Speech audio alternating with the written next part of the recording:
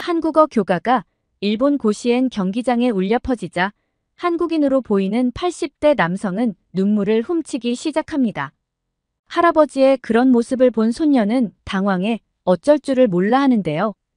감격적인 순간도 잠시 관중석에서 50대쯤 되어 보이는 일본인 남성이 불만에 가득 찬 목소리로 소리치는데요. 이게 뭐야? 왜 일본 경기장에서 한국어 교가가 나와야 하는 거야? 그의 목소리는 점점 커졌고 그는 주위를 돌아보며 동조를 구하듯 불만을 터뜨립니다.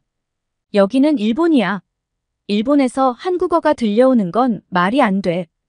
그의 말에 몇몇 관중들이 고개를 끄덕이며 동조하는 모습을 보였고 순간적으로 경기장에는 긴장감이 감돌기 시작하는데요. 도대체 일본 고시엔 경기장에서 무슨 일이 벌어지고 있는 것일까요? 지금 바로 사연 시작합니다. 잠깐 영상 시청 전 좋아요 한 번씩 눌러주시면 감사하겠습니다. 안녕하세요. 저는 사토 M이라고 해요.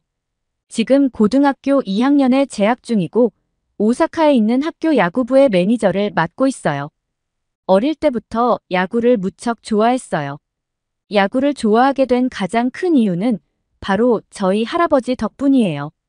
제 할아버지 이름은 박찬수 할아버지예요. 사실 할아버지는 한국 분이세요. 할아버지는 1939년에 한국의 경상남도에서 태어나셨어요.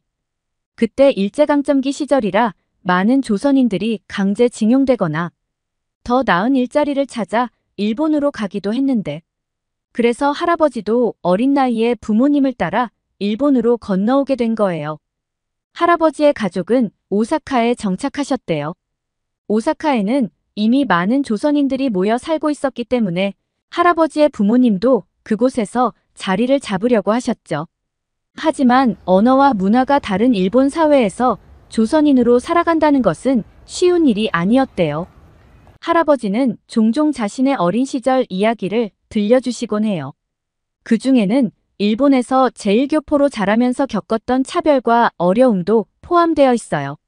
할아버지는 어린 시절 일본 학교에 다니면서 일본어를 배워야 했고 학교에서 친구들이 조센징이라고 놀리곤 했대요. 그때는 할아버지가 아무리 열심히 해도 일본인 친구들에게 완전히 받아들여지지 않는다는 느낌을 강하게 받았다고 해요. 심지어 선생님조차 할아버지를 다르게 대하셨다니 어린아이로서 느꼈을 할아버지의 마음이 얼마나 아팠을지 상상이 가요. 할아버지는 일본어를 유창하게 하셨지만 가끔 집에서는 한국어를 쓰셨대요. 그래서 학교에서 한국어로 말할 때 친구들이 그걸 듣고 놀리거나 이상한 눈초리로 쳐다보기도 했다고 해요. 할아버지께서는 그때마다 한국어를 쓰는 것이 부끄럽게 느껴져 한동안 한국어를 말하지 않으려고 하셨대요. 하지만 집에 돌아오면 부모님과는 한국어로 대화하셔야 했기 때문에 할아버지는 두 세계 사이에서 갈등을 느꼈다고 하세요. 할아버지의 목소리에는 그 시절을 떠올리며 느끼는 아련함이 묻어나요. 학교를 졸업하고 사회에 나와서도 할아버지의 어려움은 끝나지 않았어요. 할아버지가 젊은 시절 일자리를 구하러 다녔을 때 많은 회사가 한국인이라는 이유로 채용을 꺼렸다고 해요. 이력서를 내면 이름이나 출신지 때문에 면접조차 보지 못한 경우도 많아서 결국 할아버지는 한국 음식점을 열어 스스로 일자리를 만들어야 했어요. 그 음식점은 할아버지의 노력과 열정으로 자리 잡았고 저에게도 어린 시절부터 익숙한 장소가 되었어요. 할아버지의 음식은 손님들에게 큰 사랑을 받았지만 가게를 운영하는 동안에도 차별적인 대우를 받는 경우가 많았다고 해요.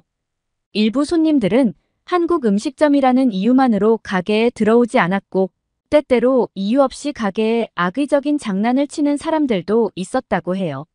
지금은 연세가 많으셔서 가게를 접으셨지만 어릴 때부터 저는 할아버지가 만들어주시는 수제비를 많이 먹었어요. 할아버지는 저에게 항상 한국과 일본 두 나라에 대해 많은 이야기를 해주셨어요.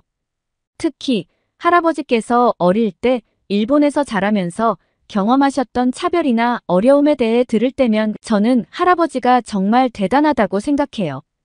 할아버지는 이런 이야기를 들려주실 때마다 항상 차분한 목소리로 말씀하시지만 저는 그 속에 담긴 슬픔과 아픔을 느낄 수 있어요. 할아버지가 겪은 차별은 저에게는 상상하기 어려운 일들이지만 할아버지는 그런 상황 속에서도 꿋꿋하게 살아오셨어요.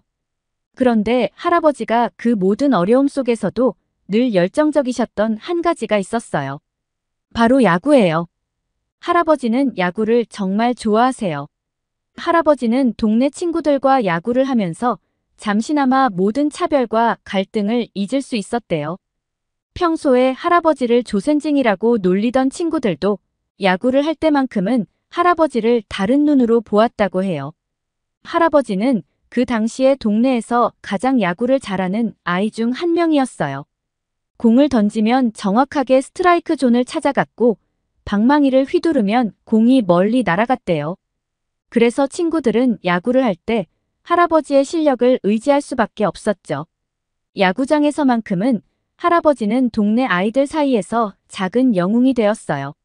친구들이 할아버지를 바라보는 눈빛에는 존경이 담겨 있었고 누가 가장 중요한 순간에 공을 잡거나 치게 할지 고민이 되면 자연스럽게 할아버지에게 맡겼다고 해요. 할아버지가 홈런이라도 치면 친구들은 박찬수를 외치며 환호했고 그 순간만큼은 국적이나 출신이 중요하지 않았어요. 야구는 모두가 동등해지는 장소였고 할아버지에게는 유일하게 자신을 증명할 수 있는 무대였던 거죠. 이런 어린 시절의 추억 때문에 할아버지는 지금까지도 야구를 정말 좋아하세요. 할아버지는 야구를 볼 때마다 그 시절의 설렘과 즐거움을 다시 느끼신다고 해요. 야구는 할아버지에게 단순한 스포츠가 아니라 자신이 누구인지 그리고 무엇을 할 수 있는지 깨닫게 해준 중요한 의미를 가진 활동이었던 거죠. 그래서 2021년 고시엔 대회에서 교토국제고가 4강까지 진출했을 때 할아버지는 교토국제고 학생들을 누구보다 열렬히 응원하셨어요. 할아버지가 왜 교토국제고등학교에 그렇게 애정을 가지시는지 저는 그 학교의 역사를 들으면서 이해할 수 있었어요. 교토국제고의 역사는 1947년으로 거슬러 올라간대요.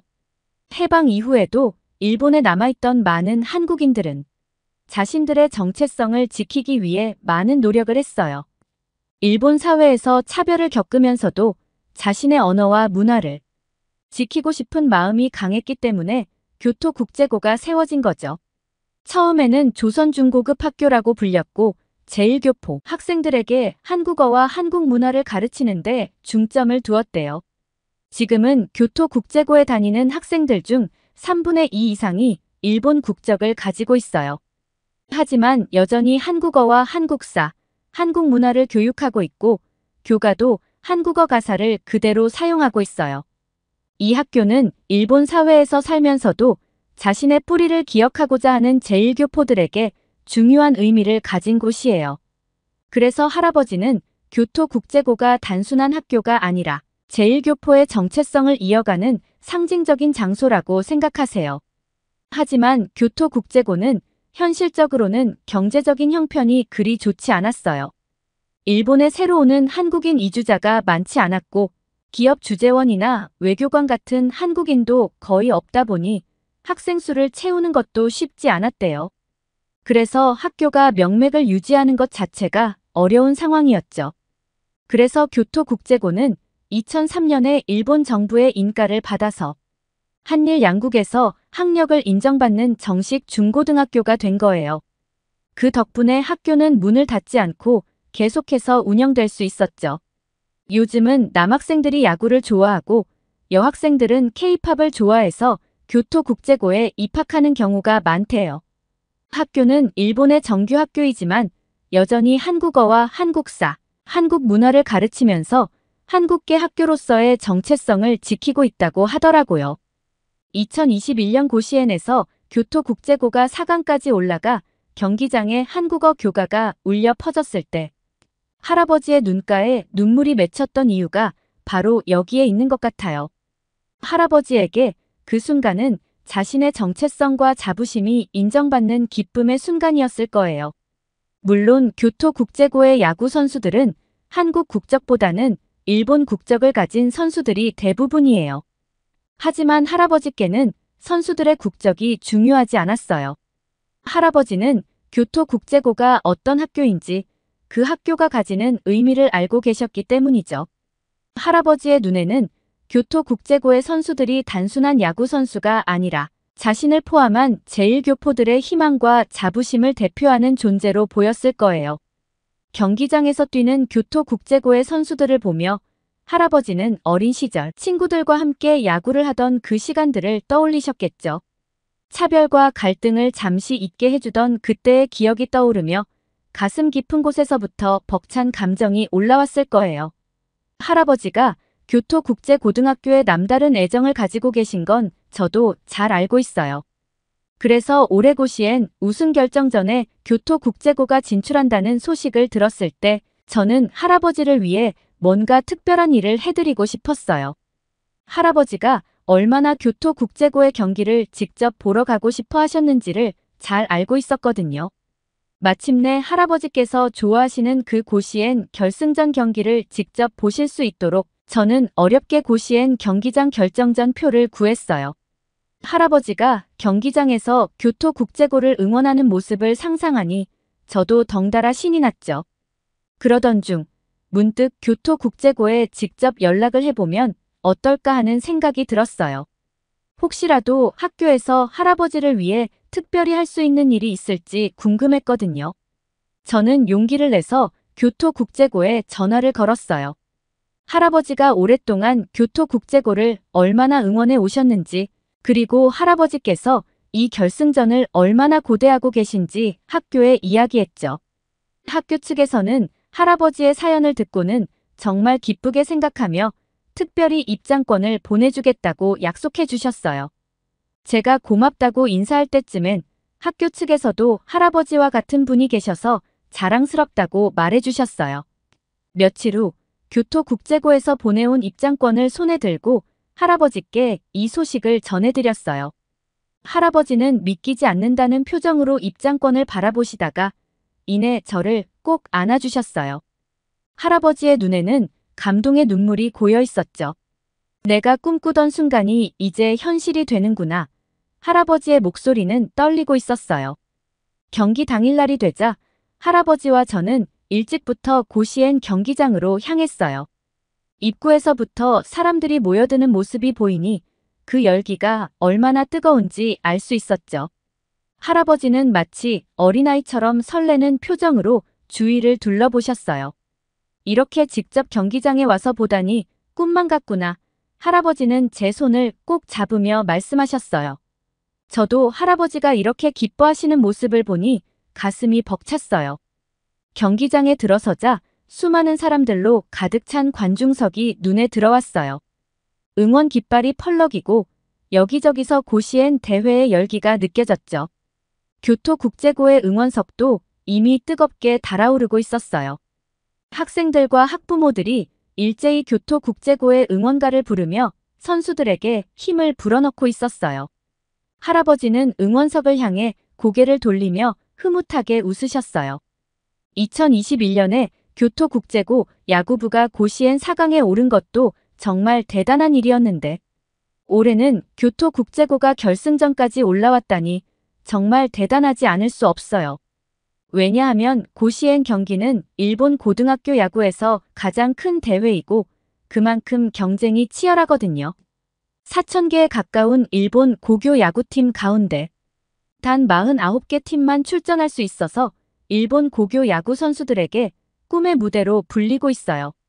게다가 예선전부터 고시엔 본선까지는 녹다운 방식, 즉 단판 승부로 진행되기 때문에 한 경기에서라도 패배하면 즉시 탈락하게 됩니다.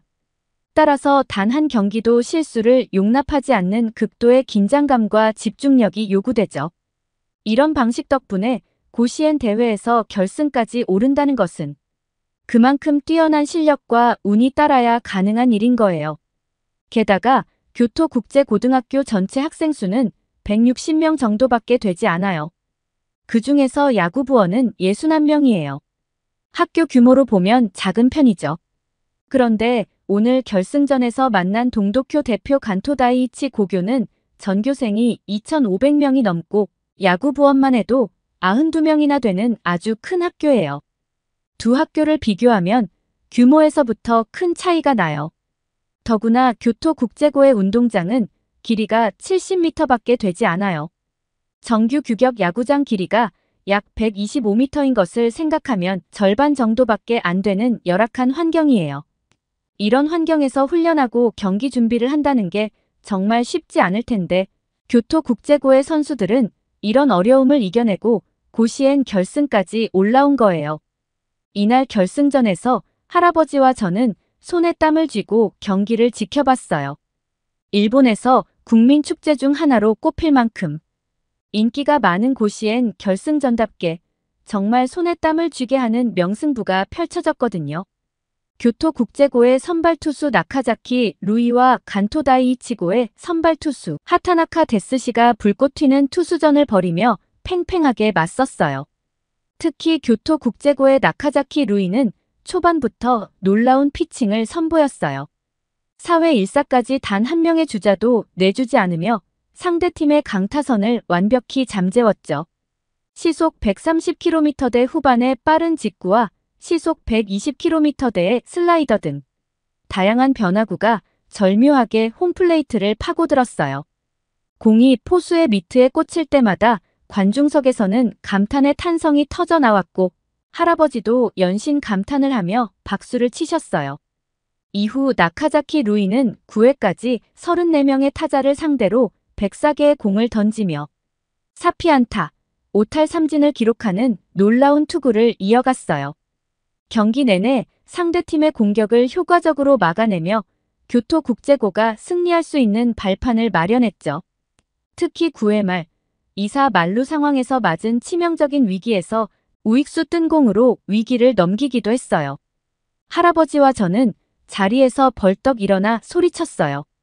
그 순간의 긴장감과 짜릿함은 말로 다 표현할 수 없을 정도였어요. 그런데 상대팀인 간토 다이이치고도 만만치 않았어요. 2명의 투수를 교체해가며 9회 초까지 교토국제고의 타선을 무실점으로 막아내며 팽팽한 투수전을 이어가더라고요. 마치 한치의 양보도 없는 싸움이 계속되는 듯 했어요. 서로 한 점도 내주지 않으려는 양팀의 투혼이 경기장을 가득 채웠고 승부는 정규 이닝을 끝낸 뒤 10회 승부치기에서 갈렸어요. 양팀 모두 치열한 투수전을 펼친 끝에 점수를 내지 못하고 정규 이닝을 마쳤거든요. 고시엔 결승전다운 명승부였죠. 이때 고마키 노리스구 교토국제고 감독은 대타 카드를 꺼내 들었고 이 선택이 적중했어요. 교토국제고의 대타로 나선 니시무라 이키가 무사 만루의 기회를 만들었어요. 1번 타자 가네모토 유우고가 침착하게 밀어내기 볼넷을 골라내면서 교토국제고가 드디어 선취점을 뽑아냈어요. 그 순간 교토국제고의 응원석에서는 환호성이 터졌고 저와 할아버지도 자리에서 일어나 손을 흔들며 기뻐했어요. 잘했어. 정말 잘했어. 할아버지는 눈시울이 붉어지며 외치셨어요. 이어진 만루 기회에서 2번 타자 미타니 세이야가 짧은 우익수 뜬 공을 쳤고 그 사이 3루 주자가 홈으로 쇄도하며 추가 득점을 올렸어요. 이로써 교토국제고는 점수차를 2점으로 벌리며 유리한 상황을 만들었죠. 교토국제고의 선수들은 서로를 격려하며 마지막까지 집중력을 잃지 않았어요. 그러나 간토 다이이치고도 쉽게 물러서지 않았어요. 10회 말에 교토국제고는 다시 2사 만루의 위기를 맞았어요.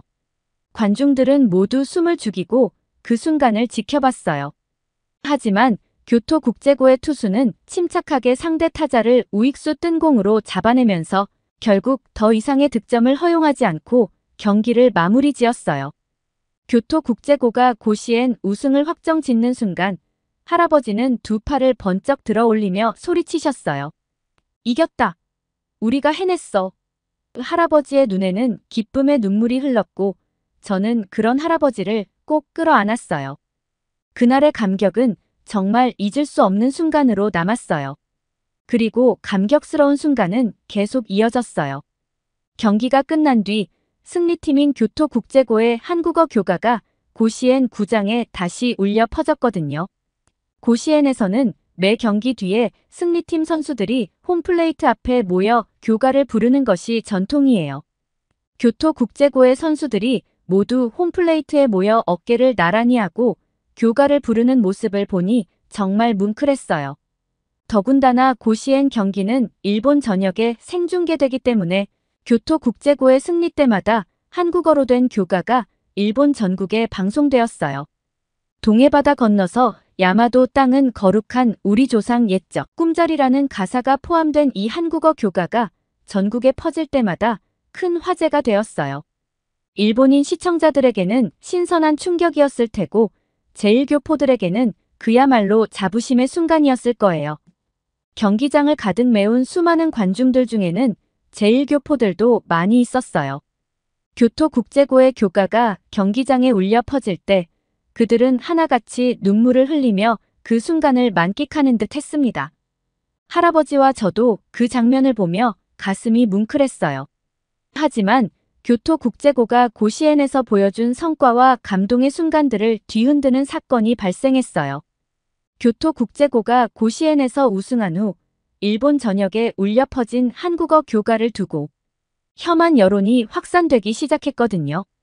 하마다 사토시 일본 참의원 의원은 자신의 유튜브 채널을 통해 교토국제고의 교가에 일본어의 한국어 명칭인 동해가 포함된 것을 문제 삼으며 한국이 스포츠를 정치적으로 이용하고 있다는 주장을 펼쳤어요.